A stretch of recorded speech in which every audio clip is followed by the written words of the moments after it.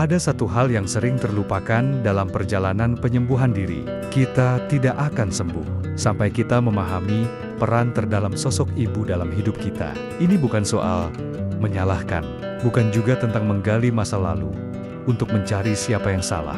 Ini tentang keberanian untuk melihat luka yang tidak terlihat, luka yang terbentuk jauh sebelum kita tahu cara memberi nama pada rasa sakit. Menurut Carl Jung, ibu bukan sekadar sosok wanita yang membesarkan kita. Ia adalah archetype, simbol universal yang hidup dalam alam bawah sadar kita. Ibu adalah dunia pertama kita, tempat pertama kita belajar tentang cinta dan apa yang harus kita lakukan untuk mendapatkannya. Dan inilah kenyataannya.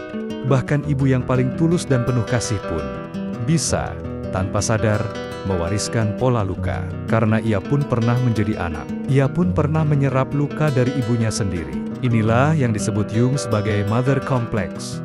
Kumpulan emosi, kenangan, dan respons bawah sadar yang terbentuk dari hubungan awal kita dengan ibu. Ini bukan soal apakah ibumu baik atau buruk, tapi bagaimana tubuhmu, jiwamu, dan sistem sarafmu mengalami kehadirannya. Mungkin ia hadir, tapi hanya saat kamu menjadi anak baik. Mungkin ia selalu sibuk, atau hadir secara fisik, tapi jauh secara emosional. Atau mungkin ia bahkan tak pernah ada, dan itu meninggalkan kekosongan yang membentuk dirimu hingga hari ini.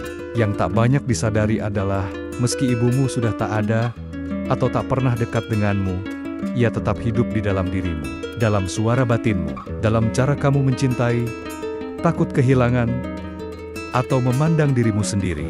Banyak luka kita hari ini, rasa takut gagal, sulit percaya orang lain, kelelahan karena selalu ingin menyenangkan semua orang, seringkali bukan berasal dari masa kini, melainkan gema dari masa kecil. Pola lama yang kita ulang tanpa sadar. Mungkin kamu masih mencari pengakuan yang tak pernah datang, masih berharap ada yang berkata, "Aku bangga padamu," atau masih takut ditolak. Seperti dulu, saat kamu merasa tidak cukup untuk dicintai. Tapi penyembuhan bukan tentang membuat ibumu berubah.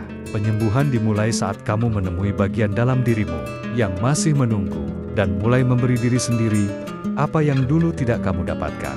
Lalu, bagaimana kita mulai menyembuhkan? Pertama, beri ruang pada suara yang tak pernah terdengar. Tulis surat yang tak perlu dikirim. Biarkan anak kecil dalam dirimu berkata jujur, tanpa takut, tanpa malu. Kedua, perhatikan suara dalam kepalamu. Saat kamu mulai mengkritik diri sendiri, tanya, suara siapa ini? Jika itu bukan suara aslimu, kamu berhak untuk tidak menaatinya. Gantilah dengan suara yang kamu butuhkan dulu. Kamu aman sekarang, kamu sudah cukup, kamu layak dicintai. Ketiga, rawat dirimu seperti kamu merawat anak kecil yang kamu sayangi. Masak makanan bergizi, istirahat tanpa rasa bersalah. Tetapkan batasan tanpa takut kehilangan cinta. Inilah yang disebut reparenting. Menjadi figur pengasuh bagi dirimu sendiri. Dan terakhir, ingat, kamu tidak sendiri. Ada banyak orang yang sedang berjalan di jalan yang sama. Temukan buku, komunitas, video, bahkan bantuan profesional jika dibutuhkan.